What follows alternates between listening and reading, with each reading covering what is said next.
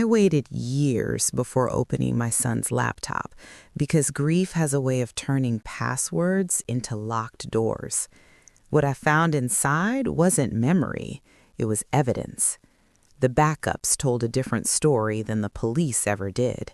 And once I saw the timestamps, I realized my son didn't jump from that bridge. Before I begin, if you've ever carried unanswered questions about someone you loved, please leave a comment, and subscribe to my YouTube. Your presence here reminds me none of us grieve alone. I kept my son's laptop in the same place for 6 years, on the bottom shelf of the hallway cabinet, behind the winter scarves and the old board games we never played after he died. It wasn't hidden exactly. It was just waiting, like so many other things I wasn't ready to face. I dusted around it when I cleaned, I moved it when I needed the space, but I never opened it, not once. People think grief is loud, all crying and breaking things, but for me, it was quiet. It was avoidance. It was learning how to step around the shape someone leaves behind without tripping over it every day. My son, Daniel, was 24 when the police knocked on my door and used words like incident and probable cause and closed case. They said he jumped from the bridge at dawn. They said there were witnesses who saw a figure go over the railing. They said there was no sign of a struggle. They said it gently, like you do when you've said it 100 times before. I remember nodding as if I understood, as if my body knew how to receive that kind of information. I remember signing papers. I remember asking if he suffered, and the officer pausing just long enough for me to know he was choosing the least painful version of the truth. Daniel had always been the quiet kind of thoughtful. He fixed old radios, he labeled his cables, he backed up his files twice, sometimes 3 times, because he said data was just memory with better organization. That was one of his jokes. I didn't laugh then. I laugh now sometimes when the memory comes without warning. He wasn't reckless, he wasn't impulsive.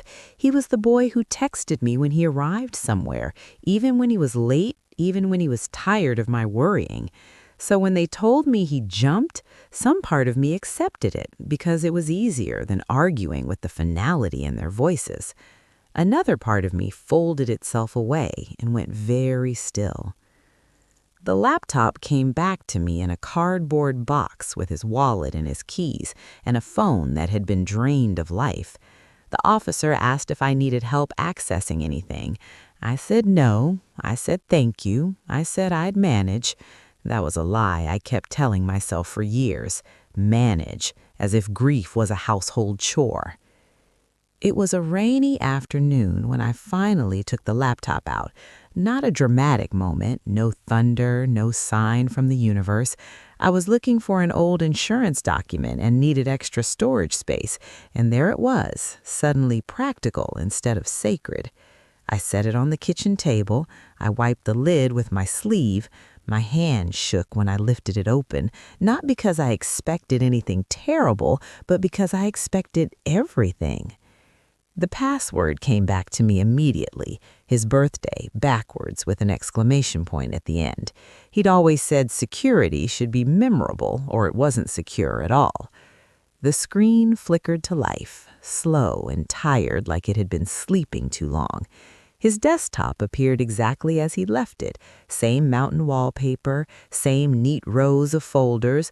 For a moment it felt like he was in the other room, headphones on, unaware that time had passed without him. I told myself I would just look for photos, something easy, something safe. But computers don't work that way. They show you what you forgot you asked them to remember. A notification popped up about syncing errors, another about an external drive that hadn't been connected in years. My heart started to beat in my ears. Daniel had always backed everything up. Cloud, local, external. Redundancy was his comfort. When I opened the backup folder, I wasn't looking for answers. I was looking for him, his words, his habits, the small digital fingerprints of a life interrupted. I found old emails to his college advisor, half-written code projects, grocery lists with items crossed out. And then I found a file labeled Last Day, automatically generated by a location tracking app he used for running. The date matched the day he died. I stared at it longer than I needed to, as if the file name might change if I gave it enough time. I opened it. The map loaded slowly, line by line, like a story being told against its will. Blue dots appeared, marking movement throughout the day. Morning at his apartment, a stop at a cafe he liked, a long pause at a library on the other side of town. That alone was strange.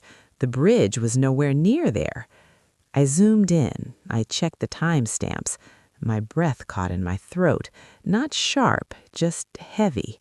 According to this, Daniel was still miles away at the exact time the police said he jumped.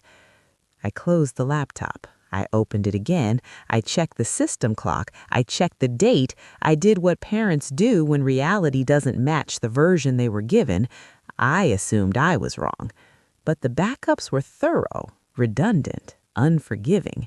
There were Wi-Fi connection logs, a draft message saved at 6:47 a.m. addressed to me, never sent. It said, "Mom, something's wrong.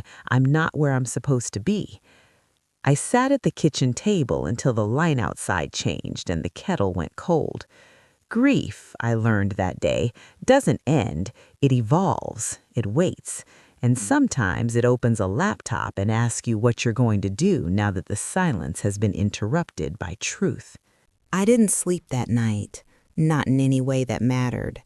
I lay on the couch with the laptop closed on my chest like a second heart, listening to the house make its familiar noises, the clicks and sighs of a place that had learned to live with absence. Every few minutes, I would open the lid again, as if the map might rearrange itself out of pity, as if the timestamps might apologize and admit they were mistaken. They never did. Data is cruel that way. It doesn't soften its voice for grief.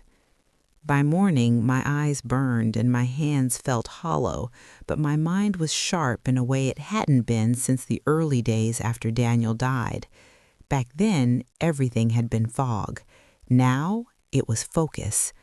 I brewed coffee I didn't drink and opened the laptop again, this time with intention. If there was one thing my son had taught me without realizing it, it was that systems tell stories if you know how to listen. I started with the draft message.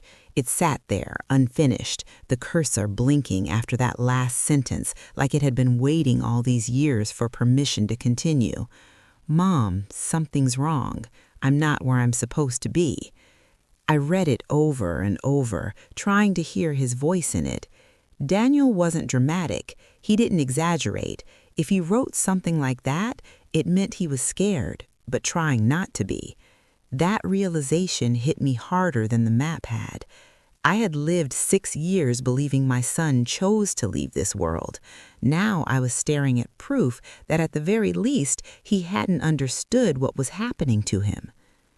I moved through the backups slowly, carefully, like someone handling old photographs with clean hands. There were location logs from his phone syncing to the laptop.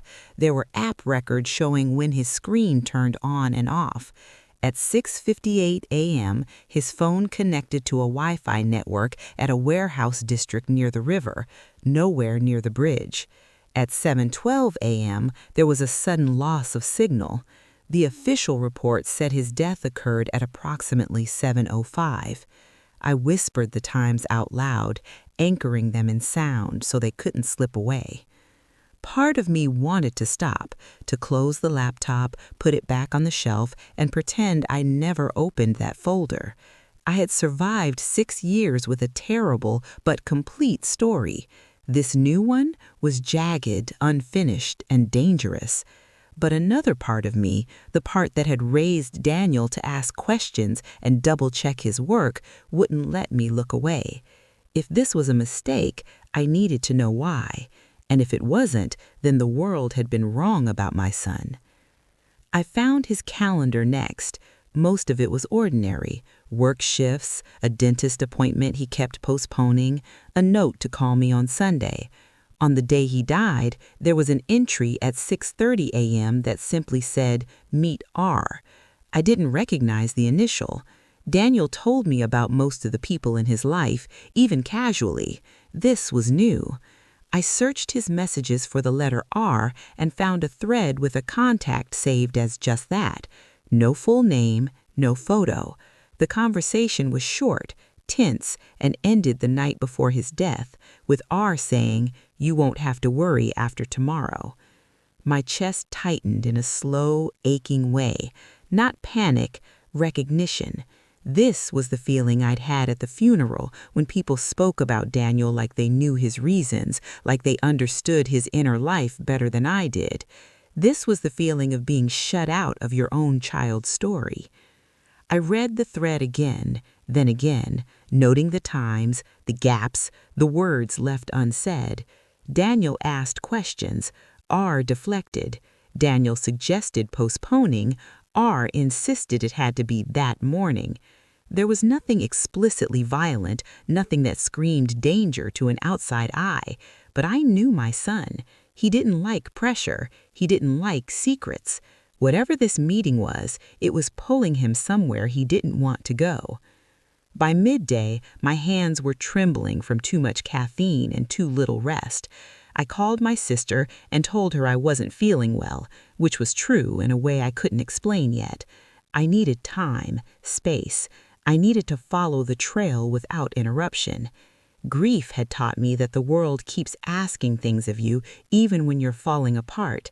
That day, I ignored it. I pulled up the police report I'd kept in a folder labeled legal and compared it to the data on the screen. The report mentioned witness statements from drivers who saw a figure go over the railing. No names, no follow-ups. The medical examiner listed cause of death consistent with a fall from height. No mention of time discrepancies, no mention of phone records. At the time, I hadn't known enough to ask for more. I had trusted the process because I didn't have the strength not to. Sometime in the afternoon, I realized I was angry.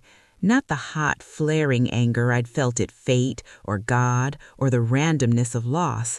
This was colder, sharper. This was anger at a system that closed a case because it fit a narrative, because it was easier to label a quiet young man's death a suicide than to ask uncomfortable questions. I thought about how many people had told me, gently, that Daniel must have been hiding his pain well.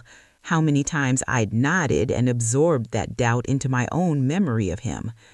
I looked around the kitchen at the same table where he used to do homework, where he'd once spilled juice and apologized like he'd broken something sacred. The truth had been sitting in my house the entire time, waiting for me to be brave enough to see it.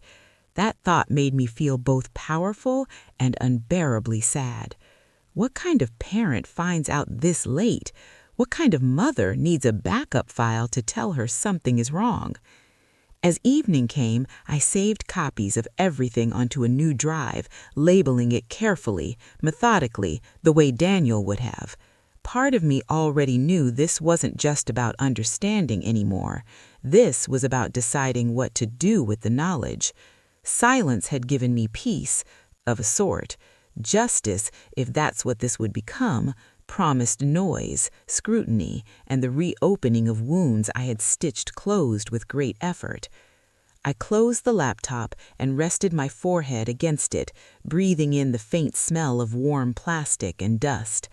I whispered his name, not as a question this time, but as a promise.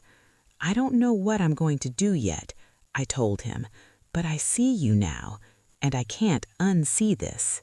The next morning, I woke with the strange clarity that sometimes follows a night of no sleep, when your mind decides exhaustion is no longer an obstacle but a fuel. The house felt different, like it knew something I had only just learned. I carried the laptop to Daniel's old room, a space I rarely entered unless I had to. It had become a museum of paused time. The bed was made the way I'd left it after his funeral, the corners too tight, the sheets untouched. Dust softened everything, as if the room itself had been holding its breath. I sat at his desk, the chair creaking under my weight, and opened the laptop again. This time, I wasn't just looking, I was listening. I thought about the way Daniel approached problems, how he talked through them quietly, almost apologetically, as if asking the universe for permission to understand it. I tried to adopt that same patience. I went back to the location data, exporting it into a format I could read more clearly. The trail of his last day stretched across the screen like a fragile thread. Apartment, cafe, library, warehouse district, then nothing. No bridge, no sudden elevation, no final dramatic plunge recorded by the sensors in his phone. I had read enough over the years in my quieter moments to know that phones often capture that kind of movement, sudden drops, abrupt stops. His didn't. It simply went silent. I opened the photos folder next, not expecting anything useful, but grief has a way of hiding evidence in places you're afraid to look. Most of the images were old trips, silly selfies, pictures of meals he'd been proud of. Then I found a short video clip, time-stamped at 6:47 a.m., taken accidentally, shaky and unfocused. It was dark, but I could hear his breathing, quick and uneven. A voice spoke off camera, low and impatient. I couldn't make out the words, but the tone sent a chill through me. Daniel never sounded like that in his recordings, never small, never hurried. I paused the video and stared at my own reflection in the black screen. This wasn't just about disproving a suicide anymore. This was about acknowledging that my son had been afraid and that no one had been there to protect him, including me. That thought landed heavily, even though I knew logically that I couldn't have known. Guilt doesn't care about logic. It finds you anyway. I remembered the detective who had come by a week after the funeral to return a document I'd forgotten to sign. He'd stood in my doorway, hat in his hands, and told me again how sorry he was. I'd asked him, almost casually, if there was anything else they were looking into. He'd said no, that the evidence was clear, that these things happen more often than people realize. At the time, I'd felt grateful for the certainty. Now I felt betrayed by it. Around noon, I called an old friend of Daniel's, Mark, someone I hadn't spoken to since the memorial. I didn't tell him everything. I asked if Daniel had mentioned anyone new in his life, someone with a name that started with R. There was a pause on the line, long enough for my stomach to drop. Mark said he thought it was nothing, said Daniel had mentioned a guy who helped him with some freelance tech work, someone secretive, always insisting on meeting early, always changing locations. Mark said Daniel had laughed it off, said it felt sketchy but temporary. I thanked him and hung up before my voice could break. Temporary. That word echoed in my head as I looked around Daniel's room at the permanence of what had happened. I thought about how easily adults dismiss unease, how often we tell ourselves discomfort isn't danger. I had done it my whole life.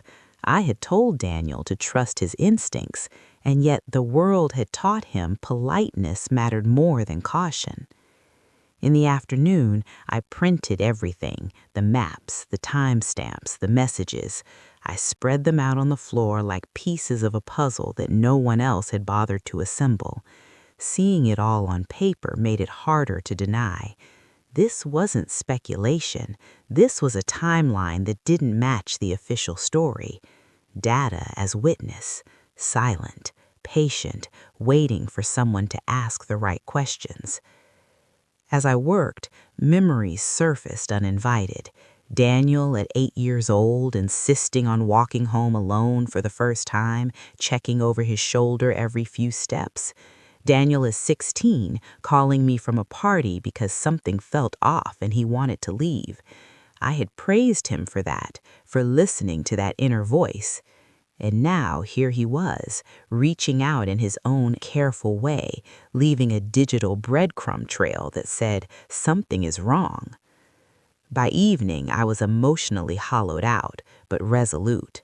I knew what reopening this would mean: police, doubt, people telling me I was clinging to false hope. I knew some would say this was just a grieving mother unable to accept reality. That fear sat heavy in my chest, but heavier still was the idea of letting the wrong story stand because it was easier for everyone else.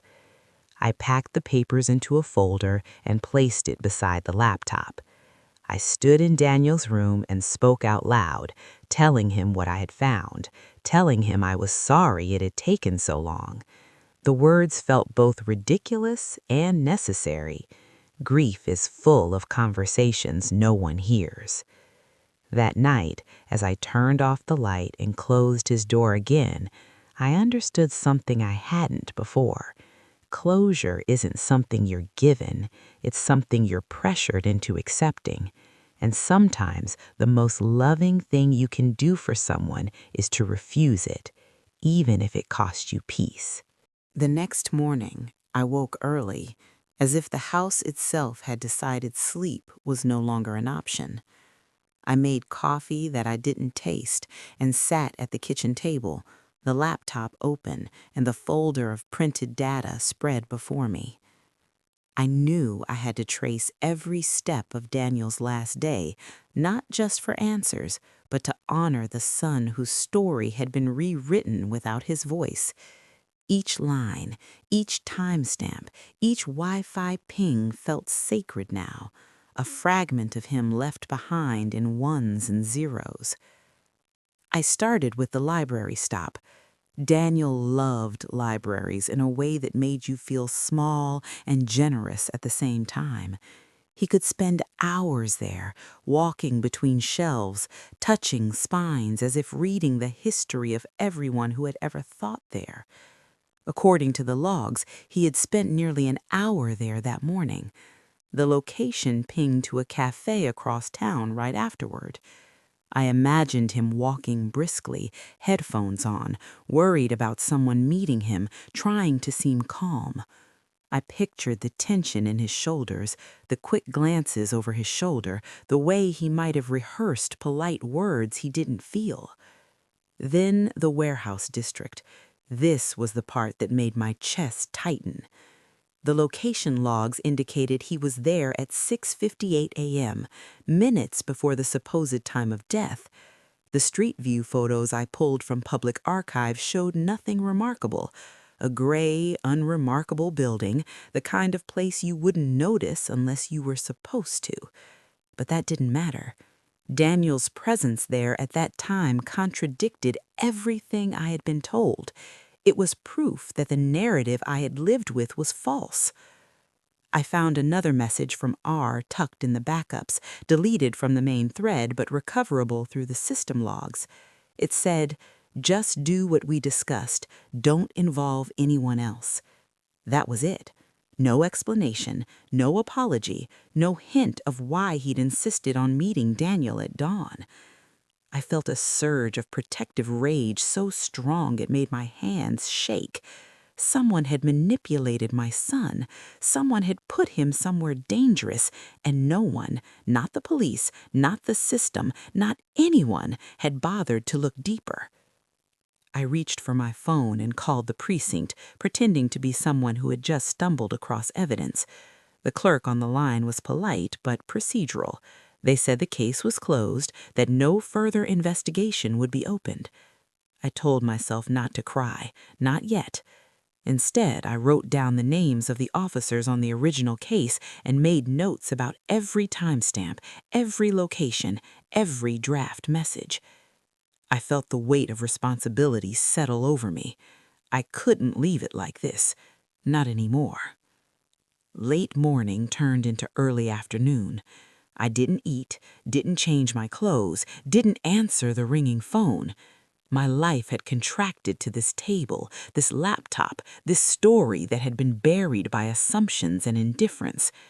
Every moment I spent on the data, I felt Daniel closer and yet more distant than ever. He was speaking to me in his own way, but it was a voice encoding in pixels, in timestamps, in files he hadn't sent. I felt like I was piecing together a confession he had left for me, deliberately or not, knowing that one day I would be brave enough to see it. I began plotting his movements on a map, drawing lines in colored pen, connecting dots that no one else had thought to connect. Apartment to cafe to library to warehouse. I noticed the gaps, small pauses between pings that suggested stops, detours, moments when his life had been interrupted by forces I couldn't yet understand. I labeled them unknown, though I knew in my heart those unknowns were not accidents. They were choices made by someone else, imposed on my son. By late afternoon, exhaustion hit me like a wave. I leaned back in the chair, staring at the ceiling, listening to the house settle. Dust motes floated in the sunlight, harmless and beautiful, and I realized I hadn't allowed myself to notice beauty in years. Daniel's absence had taken it from me, but now, uncovering the truth, I felt a strange combination of sorrow and clarity. The truth was cruel, yes, but at least it was real.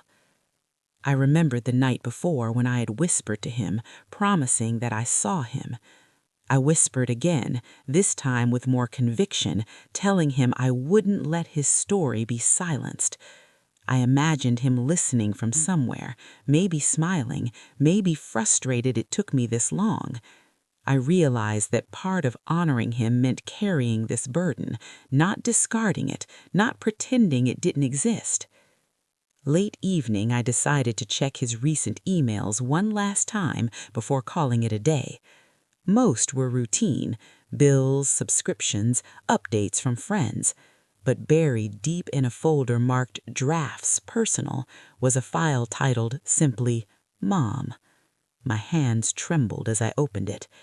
Daniel had written to me, carefully, explaining that he was in trouble, that he had been coerced into a situation he hadn't anticipated, and that he feared what might happen if he tried to leave. The words were raw, unpolished, full of fear and honesty. He had intended to send it, but hadn't. Reading it, I felt a pain so sharp it stole my breath. My son hadn't chosen to die that day. He was trapped, and the world had accepted a story that made that tragedy seem simple. I wanted to scream, to shake the world until it acknowledged the mistake, but instead, I sat there, silent, holding the laptop like it was the last piece of him left behind. Finally, I knew what I had to do. I couldn't let this end in quiet acceptance, no matter how much the world wanted it. I needed to gather everything, the maps, the logs, the messages, the emails, and present it to someone who would see the truth. That decision carried with it dread. Police may not listen, friends may doubt, but remaining silent now would feel like betrayal, and I couldn't betray him. Not again. I closed the laptop for the night, but sleep didn't come easily. I lay in bed replaying every memory, every timestamp, every message, letting them echo in the quiet of the house. I realized grief isn't a straight line. It's a spiral. You circle back, confronting things you thought were done, unearthing moments you wished had stayed buried. This spiral had brought me back to Daniel in a way the funeral never could. And I understood something profoundly human. Love doesn't end with death. It evolves. It pushes you to uncover, to protect, to fight even when your strength feels spent. That night, I made a promise, not to the world, not to the authorities, but to Daniel himself. I would see this through. I would bring his story to light. And if I had to carry the weight of disbelief, of judgment, of anger, I would do it because some truths are too important to leave in the shadows. Morning came slowly, filtered through the curtains and soft gray light. I didn't move immediately. I stayed in Daniel's room, surrounded by the quiet remnants of his life, the dust, the carefully stacked notebooks, the empty shelves that at once held models he built from scraps. I had been awake for hours, thinking, turning over what I would do next. The weight of what I now knew pressed against my chest, but there was a clarity I hadn't felt in years. The fog of grief, at least for this moment, had lifted, leaving me with purpose. I returned to the laptop and began organizing everything I had uncovered: the printed maps, the Wi-Fi logs, the draft messages, the timestamps. Each became a chapter in a story that no one else had cared to tell. I worked methodically, labeling everything by time and location, cross-referencing against the official police report. Every discrepancy, every unexplained gap felt like a wound that demanded attention. I knew I couldn't leave it to chance anymore. If Daniel's story was going to matter, I had to make sure someone could see it, understand it, and acknowledge it. I spent hours piecing together the timeline, adding notes in the margins about what each piece of data suggested. The warehouse district stop remained the most unsettling. The logs showed him there for only a few minutes, but those minutes carried the weight of manipulation, coercion, or worse. I could only imagine what had transpired during that brief, unrecorded moment. Whoever had met him there had left a mark on his last day, invisible to the world but preserved in subtle digital breadcrumbs. By mid-afternoon, exhaustion gnawed at me, but I couldn't stop. I pulled up the emails again, rereading Daniel's unsent message to me. Each line tore at my heart, but also gave me strength. He had trusted me with his truth, even though he hadn't sent the message. Even in his fear, he had reached out, and now it was my responsibility to answer that call. The words he had typed with trembling fingers felt alive, pleading for understanding, for acknowledgement. I whispered to the empty room, "I hear you, Daniel. I see you." The next step was terrifying, contacting the authorities. I knew it could backfire. Police might dismiss me as a grieving mother, unable to accept the official story. I might be told the case was closed, told that 6 years had passed, told that nothing could be done. But leaving the truth buried felt like a betrayal I could never forgive myself for. Daniel's life, his final hours, deserved more than silence. I picked up the phone and dialed the precinct. My hands shook so violently I had to grip the table to steady them. When the officer answered, I introduced myself and asked to speak with the detective who had handled the case. I tried to sound calm, professional even, but my voice betrayed me. I could feel the quiver, the undercurrent of desperation that comes from finally deciding to speak when you've been silent for too long. After some hold time, the detective came on the line. I explained, as clearly and calmly as I could, that I had uncovered evidence suggesting my son had not been where the official story claimed he was at the time of his death. I mentioned the logs, the unsent messages, the timestamps. I could hear a pause on the other end, the kind of pause that separates disbelief from careful consideration. He asked me to send everything over. His tone was professional, measured, but I sensed the skepticism beneath it. I told him I would. I hung up and felt a flicker of hope, but it was mixed with fear. Hope because perhaps someone would finally take notice. Fear because the world often resists rewriting narratives it has already closed. I spent the next few hours scanning and organizing the files into a digital package. I labeled each folder, each document with precision. Daniel had always been meticulous about backups, and I wanted my presentation to honor that. When I finished, I paused and looked at the screen. For the first time in years, it felt like I had something tangible to offer, Not just memories, not just grief, but proof that demanded attention. Late in the evening, I sent the package to the detective, attaching a carefully written letter explaining what each piece of evidence meant, what questions it raised, and why the official story didn't match the digital record. I signed it simply, "A mother seeking the truth for her son." After sending it, I didn't know what to do with myself. The house felt impossibly silent. I sat at the kitchen table, staring at the walls, thinking about Daniel. I remembered his laughter, the way he would hum while fixing something, the quiet thoughtfulness in his eyes. I remembered the small moments, the ordinary moments that now seemed monumental in their absence. My grief was raw, but now it had direction. It had purpose. That night I barely slept. Every creak of the house, every distant sound reminded me that Daniel's story was finally moving beyond the hard drive. I imagined him somewhere, somehow acknowledging the work I had done, feeling that I was finally listening, finally responding.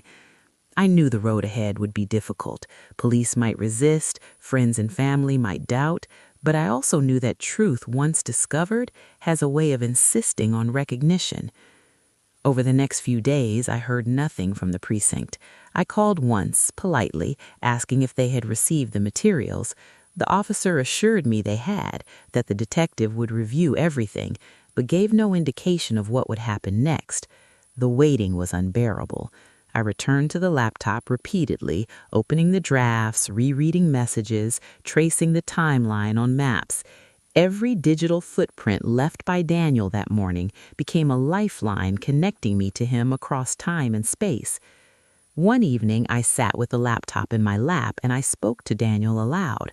I told him what I had done, what I was planning, and what I hoped would come next. My voice broke at points, but I didn't stop. I realized that part of grieving, part of honoring him, was continuing the conversation. The story wasn't over because the world tried to end it. It was still ours, still alive, waiting for someone willing to listen. I also began documenting my own process, my emotions, my decisions, my doubts. I wanted to remember every step, both for myself and for anyone who might come after me. Daniel's life, his death, and the truth I was uncovering were intertwined. The narrative was bigger than a single file or a single folder. It was about understanding, about witnessing, about refusing to let silence become the final verdict. By the end of that week, I had organized the evidence, documented my own reflections, and sent follow-up emails to the detective. Each day felt like walking a tightrope between despair and determination. I realized that truth delayed does not equate to truth denied. It simply waits for someone willing to see it. I had chosen to be that person, and though the path ahead was uncertain, I felt a measure of peace in knowing that I was finally taking action, that Daniel's story was no longer confined to memory and speculation, but now had a chance to reshape what people thought they knew. Days passed like shadows stretching across a quiet house. The package I had sent to the detective sat somewhere in a stack of paperwork, waiting for attention. I returned to the laptop every day, not because I needed new evidence, but because I needed to feel connected to Daniel, to follow the faint digital traces he had left behind. The drives, the maps, the timestamps, they were more than files. They were his voice, his presence, speaking across the years. Each time I opened them, it was as if he were sitting beside me, whispering, "Keep going, don't let them forget me."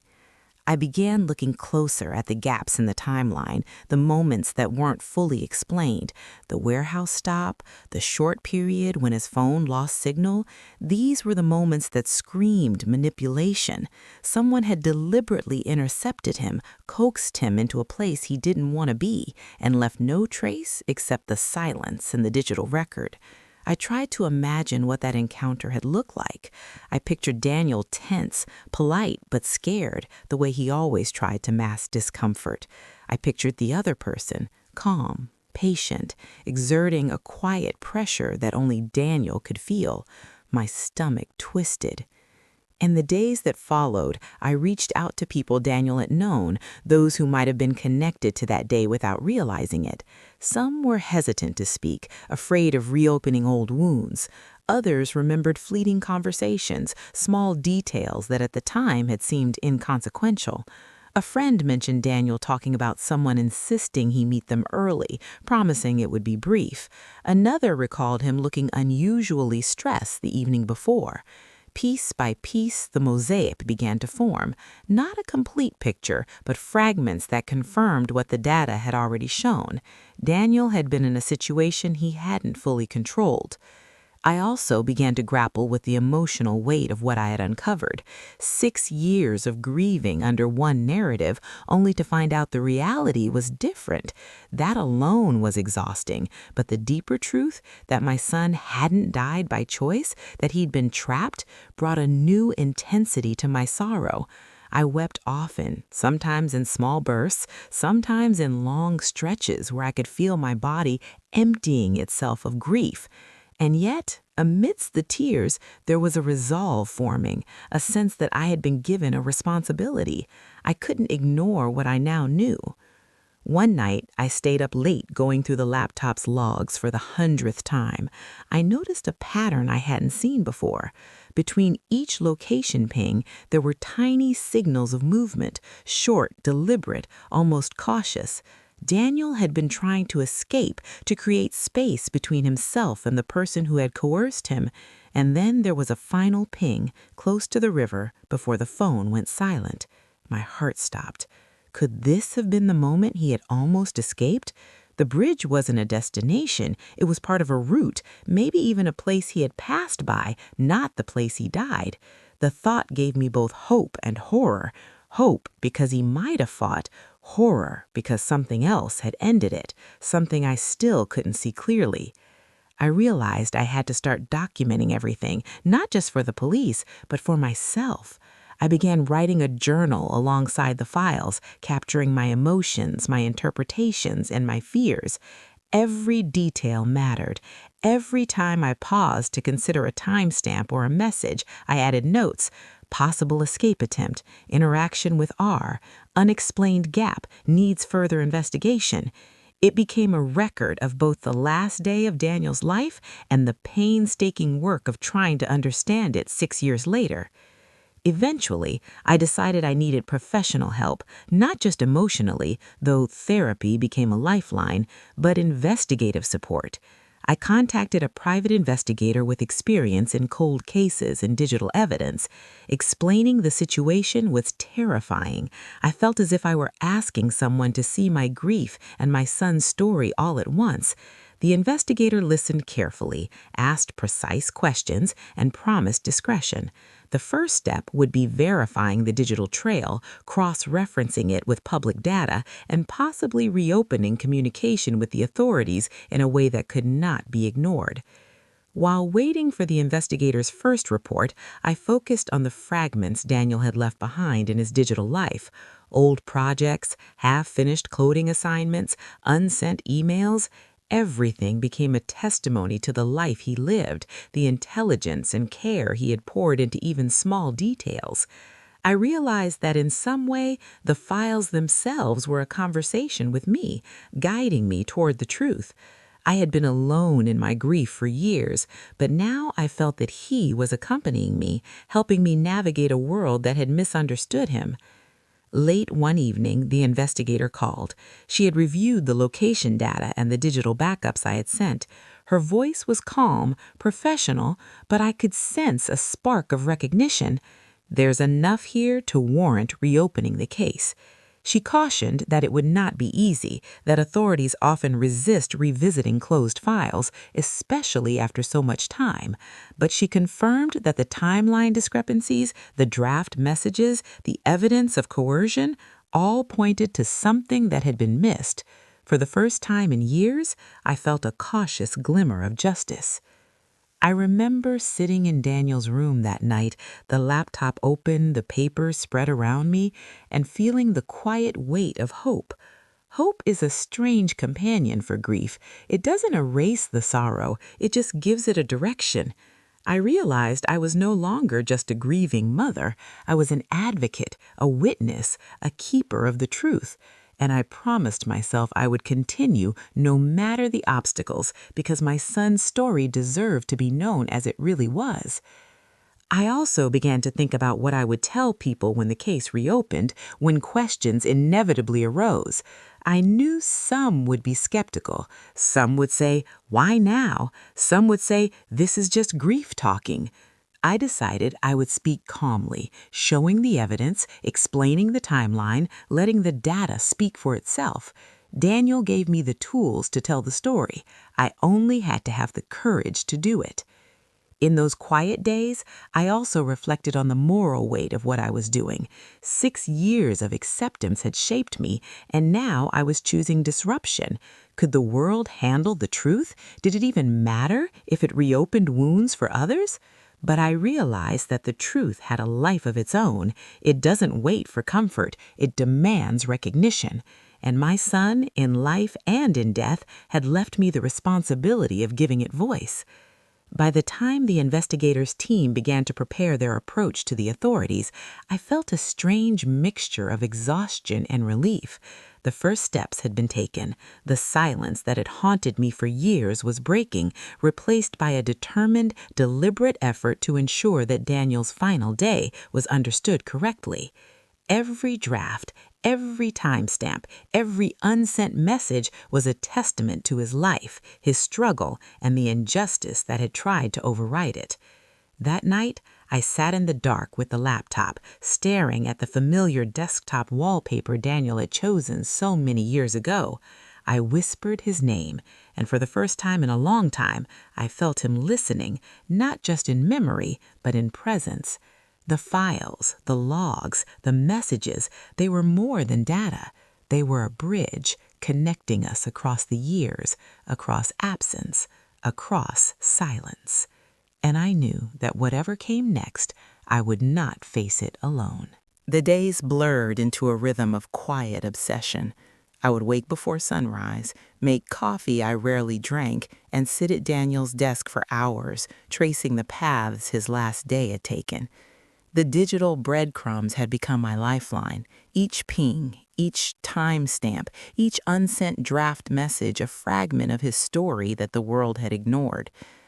I found myself talking aloud to him again, sometimes softly, sometimes with the tremor of anger in my voice, as if my words could reach back through the years and steady him, even if only in memory.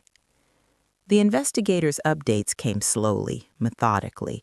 She had begun reconstructing the digital trail using professional tools, confirming what I had seen myself. Daniel had not been at the bridge.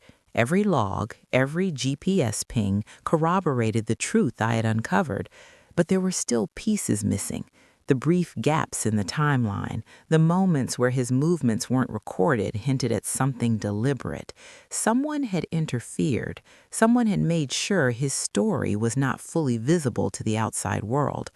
The realization made my stomach knot. I'd imagined manipulation before, but now it had the weight of proof. I found myself revisiting the message thread with R, the person who had coerced Daniel. Every word, every pause took on a darker meaning now that I knew what had happened. R's insistence on meeting early, the cryptic warnings, the tone of control. It wasn't just a minor annoyance or a secretive project. It was a pressure, a manipulation that had put my son in danger. Reading it, I felt a surge of protective rage, so sharp it left my hands trembling. I wanted to confront R, to demand answers, but I knew that acting impulsively would do more harm than good. I had to be methodical. I had to be patient. Meanwhile, the investigator had contacted a few people connected to Daniel's life, friends, colleagues, and acquaintances who had only fleetingly crossed paths with him, provided small but significant insights. One mentioned that Daniel had seemed distracted the night before his death, unusually quiet and preoccupied. Another recalled a fleeting conversation about someone pressuring him to complete a project under conditions he wasn't comfortable with. These details, minor on their own, began to coalesce with the data from the laptop, creating a clearer picture of what had happened in those final hours. I began to realize that the grief I had carried for 6 years was only part of the story. There was also guilt, sharp and unrelenting. I had trusted the official narrative. I had accepted it because it was easier than questioning it, because facing uncertainty felt impossible when I was already drowning in loss. Now, with evidence in hand, that guilt had a new purpose. It was driving me to act, to ensure that the truth of Daniel's life and death was recognized, no matter how long it took. Late one evening, I discovered another draft message I had overlooked before. This one was saved in a folder Daniel had labeled private, and it was addressed to me in an intimate, unpolished tone. He wrote about fear, about someone pressuring him, about the impossibility of leaving without consequences. The message ended abruptly, mid-sentence, as if he had been interrupted. My hands shook as I read it, the words carved into my memory. For the first time, I fully understood the danger he had been in, the choice he hadn't truly had, and the manipulation that had shaped his final day. I cried for hours that night, but it wasn't just sorrow, it was release. I had carried a version of his death that was incomplete, even false, for 6 years. Now I was carrying the truth. The burden was heavier, yes, but it was real. And in reality, there is both sorrow and power. I realized that my role had changed. I was no longer only a mother mourning her son. I was an advocate, a witness, and a keeper of evidence. My grief had evolved into action. The investigator advised me to prepare for resistance. Reopening a case after 6 years is rarely welcomed by authorities. There would be skepticism, pushback, and perhaps even disbelief. I knew this intellectually, but the emotional preparation was another matter entirely. I reminded myself that Daniel had left me the tools to tell his story. The data didn't lie, the timestamps didn't bend, the unsent messages didn't alter their meaning. And so I steeled myself, knowing that truth, no matter how inconvenient, deserves its place. I spent days reviewing every file, every log, every unsent message. I created a meticulous timeline, cross-referencing locations, Wi-Fi pings, and the fragmented notes Daniel had left behind. Each day I added more context, more detail, until the story was not just a series of events, but a narrative that could be understood, believed, and acted upon. I began to imagine what it would feel like to present this evidence to someone who could reopen the investigation. The thought terrified me, and yet it gave me a strange, focused energy. During this time, I also began reflecting on what had been lost, not just Daniel, but the years we had imagined differently, the trust in systems that had failed, the belief that truth would always prevail. I realized that my work now was as much about preserving his life and story as it was about seeking justice. Every email, every backup, every fragment of digital evidence was a testament to his intelligence, his care, and the life he had lived, even in his final coerced moments. I also spoke with friends who had known Daniel well, people who could provide character references and context. Their accounts were consistent. Daniel had been cautious, thoughtful, and empathetic. None of them believed he would have put himself in harm's way willingly. Their words gave me strength. They confirmed what the data already suggested. My son had been manipulated, coerced, and ultimately victimized. And that realization deepened my resolve to see this through, to ensure that the truth could not be ignored.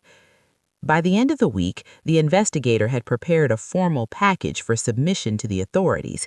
It included the digital timeline, location data, unsent messages, and corroborating witness statements. She advised me to remain patient once it was submitted, warning me that progress would be slow, that resistance was inevitable. I felt a mixture of fear and determination. This was the first real step towards recognition, and I clung to it with every ounce of energy I had left. That night, I sat in Daniel's room, the laptop open, looking at the files for what felt like the 1,000th time. I whispered his name, telling him what I had done, explaining that I had gathered everything, that I had presented the evidence, and that I would not stop until the truth was acknowledged. The room was silent, except for the hum of the laptop, and for the first time in years, I felt a quiet connection, not just to memory, but to presence. He was with me in every file, every timestamp, every unsent word, and I knew that no matter how difficult the road ahead, I was not alone. In the quiet hours, I reflected on the moral weight of what I had undertaken. 6 years of grief had been one thing, but pursuing justice, uncovering manipulation, and challenging the official narrative was another. It required courage, patience, and the willingness to confront uncomfortable truths.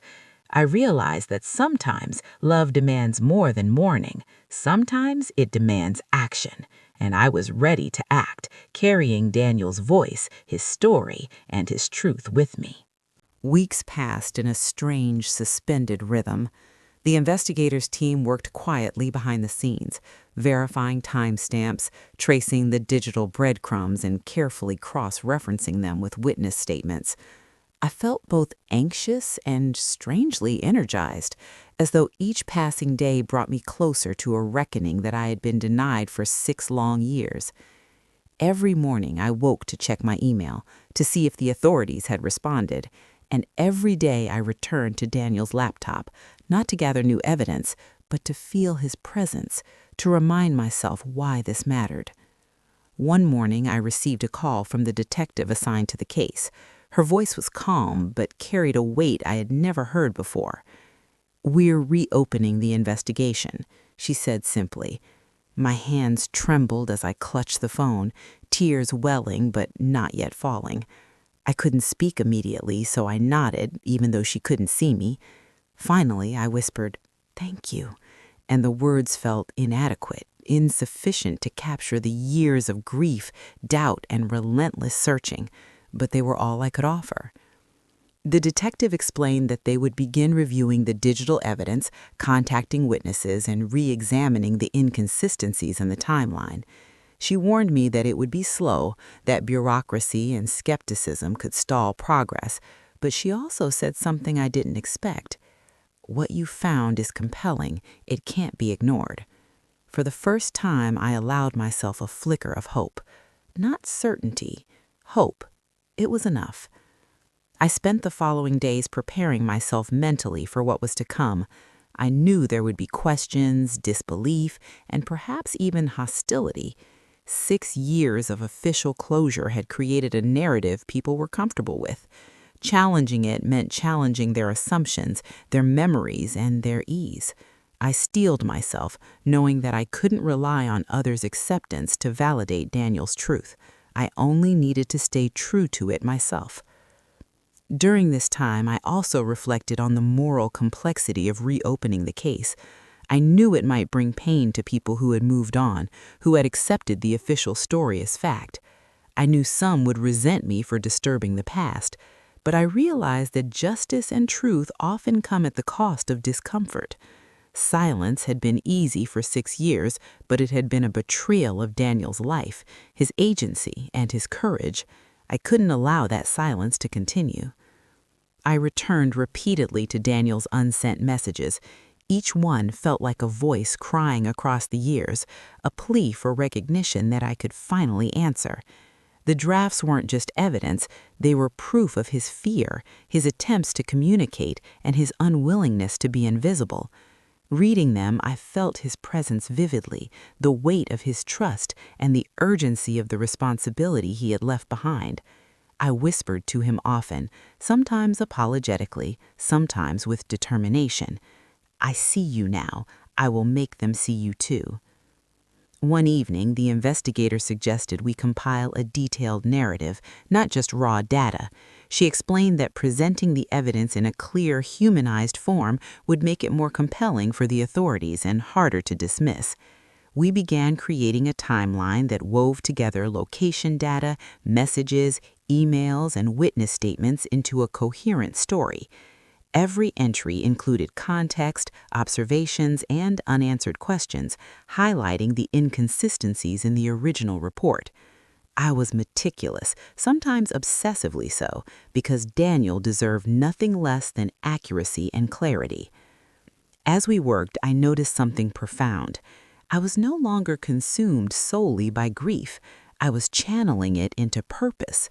The sorrow that had once paralyzed me had transformed into determination, a quiet but powerful force. Each piece of evidence I documented, each connection I traced, was an act of love, a way of continuing to care for Daniel even after his death. It was painful, yes, but it was also profoundly human, the way grief can evolve into action when it has a reason to exist. Weeks later, the authorities called again. They wanted to meet in person to review the materials and discuss next steps. I dressed carefully, taking a deep breath before entering the precinct. The room was stark, bureaucratic, unwelcoming, but I didn't let it intimidate me. I laid out the printed maps, the logs, the draft messages, and the timeline we had prepared. I spoke calmly, presenting the evidence, answering questions with as much precision as I could. For the first time, I felt as though I was speaking on behalf of my son, not just as a grieving mother, but as his witness. The detective listened attentively, occasionally taking notes, occasionally nodding. She asked questions about gaps in the timeline, the source of the backups, and the context of unsent messages. I answered honestly, carefully, making sure nothing was overlooked. At one point, she leaned back and said, "This is compelling. The original conclusion was made without this perspective. It changes everything." Hearing that, I felt a mix of relief and sorrow. Relief that the truth was being acknowledged, sorrow that it had taken 6 years for it to matter. After the meeting, I returned home exhausted but resolute. I sat at the Daniel's desk, the laptop open, and whispered to him again. I told him what had happened, that the authorities had agreed to reopen the investigation, and that his story was finally being taken seriously. I imagined him listening, perhaps frustrated that it had taken so long, but proud that I had persevered. That thought comforted me, though I knew the road ahead was still long and uncertain. Over the next several weeks, I continued to communicate with the authorities, providing clarifications, additional details, and context as requested. The process was slow, bureaucratic, and sometimes frustrating, but I remained focused. Each email sent, each phone call made, each clarification offered was a step towards justice, a step towards truth. And with every step, I felt Daniel's presence stronger, guiding me, encouraging me, reminding me that love doesn't end with absence.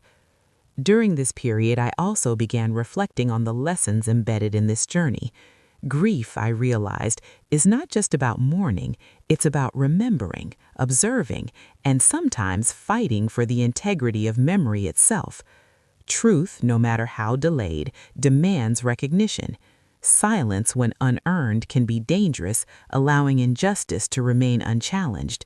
And, most profoundly, the digital traces we leave behind, messages, locations, backups, can become lifelines, preserving voices that the world might otherwise forget. One night, after hours of reviewing logs and messages, I leaned back and exhaled slowly. I realized in my relentless pursuit of truth, I had transformed my grief into something meaningful. I was no longer paralyzed by loss, I was empowered by responsibility. Each timestamp, each unsent message, each fragment of digital evidence was a testament to Daniel's life, his courage, and his trust, and I was honored to carry that testimony forward. By the time the authorities began conducting interviews and verifying the evidence, I felt a cautious sense of closure. Not complete closure, no one can undo what happened, but the kind that comes from knowing you have acted, from knowing that the truth will no longer be buried under assumptions and convenience. I realized that the act of uncovering and presenting the evidence was itself a moral imperative, a way of honoring Daniel beyond the limits of grief. Sitting in Daniel's room that night, surrounded by the traces of his life and the evidence of his final day, I whispered to him one last time before sleep. I told him that I would continue, that I would not rest until the truth was acknowledged, and that his story, though delayed, would finally be heard. I felt a strange peace settle over me, not the naive peace of acceptance, but the hard-won peace of action and commitment. I knew the road ahead would be challenging, but for the first time in years, I felt I was walking it with purpose, not just memory. The weeks that followed were both the longest and shortest of my life. Each day brought small developments, a call from a witness, a clarification from the authorities, a confirmation that a piece of evidence had been verified. Slowly, the investigation began to move. Every small step felt monumental. For 6 years, I had been trapped in grief and uncertainty. Now I was moving toward resolution, toward acknowledgement, toward justice, for Daniel, for myself, for the story that had been silenced. I spent long hours in Daniel's room, surrounded by the evidence, speaking to him as I worked. I told him what was happening, what had been done, and what I hoped would come next. Sometimes I cried, sometimes I laughed quietly at a memory, sometimes I simply sat in silence, letting the weight of both sorrow and hope settle over me.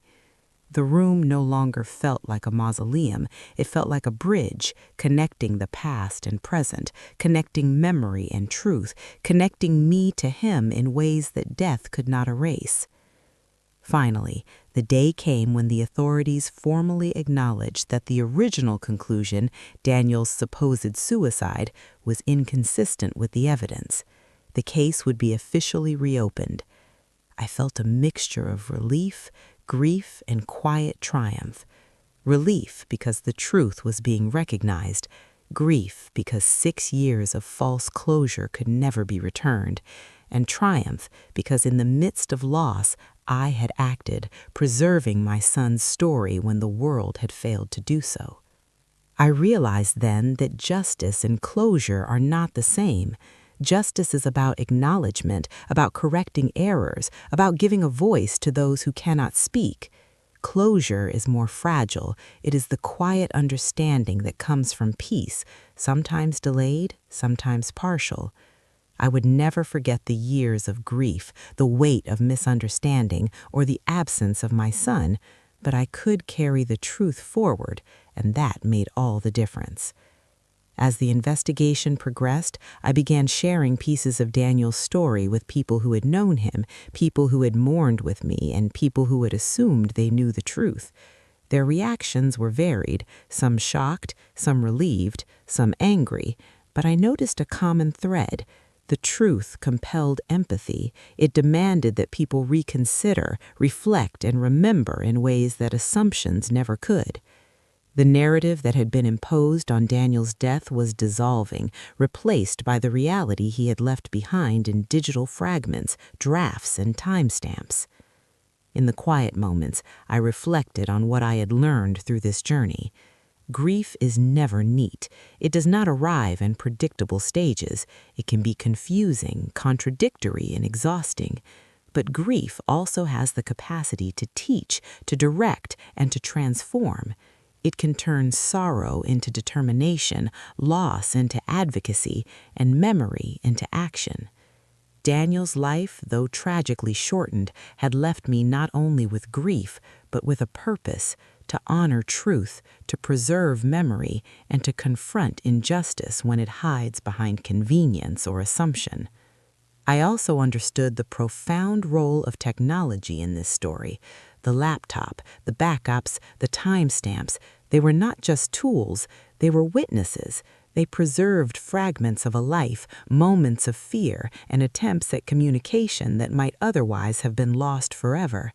In them, I found Daniel's voice, his presence, and his truth. The digital afterlife he had unwittingly left behind became a bridge between us, giving me a way to honor him, even after the years of silence and misunderstanding. Eventually, the authorities began interviewing people connected to Daniel's last day, reconstructing events with a clarity that had been impossible 6 years earlier. Each verified detail, each corroborated timeline was a small victory. Every acknowledgement of error, every corrected assumption was a way of reclaiming Daniel's story from the shadows where it had been left. I felt both satisfaction and exhaustion, knowing the emotional weight of this process would never fully leave me. but also recognizing that action had transformed my grief into something meaningful. I spent the nights reflecting on the lessons embedded in this journey. One of the most important was that truth delayed is not truth denied. Even when the world fails to listen, even when bureaucracy and disbelief create obstacles, evidence has a way of asserting itself. Another lesson was that grief is not a passive state, it can be a call to action. My sorrow drove me to uncover the facts, to reconstruct the timeline, and to speak for my son in a way that others could not. Finally, I learned that love, even in loss, persists. It compels us to act, to protect, and to honor those we have lost, no matter the cost. Months later, I stood by the river, the same river where authorities had assumed Daniel's life had ended. I did not feel anger or despair that day. I felt something different, clarity. The truth of his final hours, though painful, had been acknowledged. The evidence, painstakingly preserved and presented, had restored dignity to a story that had been misrepresented. I whispered his name into the wind, feeling the echoes of his presence, the weight of years finally lightened by the knowledge that his life had been recognized, his fear understood, and his memory honored. In the weeks and months after, I continued to speak gently to Daniel's digital presence, to honor him through the files, the messages, and the fragments of life he had left behind. Each interaction reminded me that grief and memory are intertwined, that action can transform sorrow, and that love persists beyond absence. The house felt lighter, though still quiet. The laptop remained on the desk, not as a relic, but as a symbol of connection, resilience, and truth. I also began sharing the lessons of this journey quietly with friends, family, and others who had faced loss.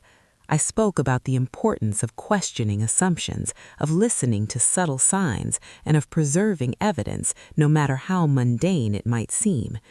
I spoke about the moral responsibility we have to honor the lives of those we have lost, especially when the world misinterprets their stories.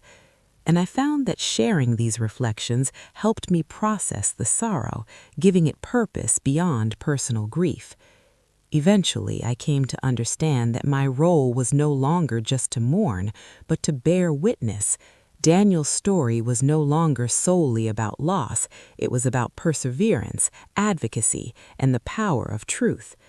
I had become a custodian of his life, his fears, and his courage, ensuring that the world could no longer misremember him. In that responsibility, I found not just sorrow, but meaning. And so I continue, day by day, keeping Daniel alive in memory and truth. I speak to him through the digital traces he left, through the evidence I have gathered, and through the work I continue to do. His story, once silenced and misunderstood, now carries weight. It stands as a testament to the power of perseverance, the importance of truth, and the enduring strength of a mother's love. Though grief never fully disappears, I have learned that it can coexist with action, with justice, and with remembrance. At last, I understand that the bridge I once feared is not a symbol of his death, but of connection. Through evidence, through memory, and through love, I have crossed it, carrying him with me, honoring his life, and ensuring that the world finally knows the truth.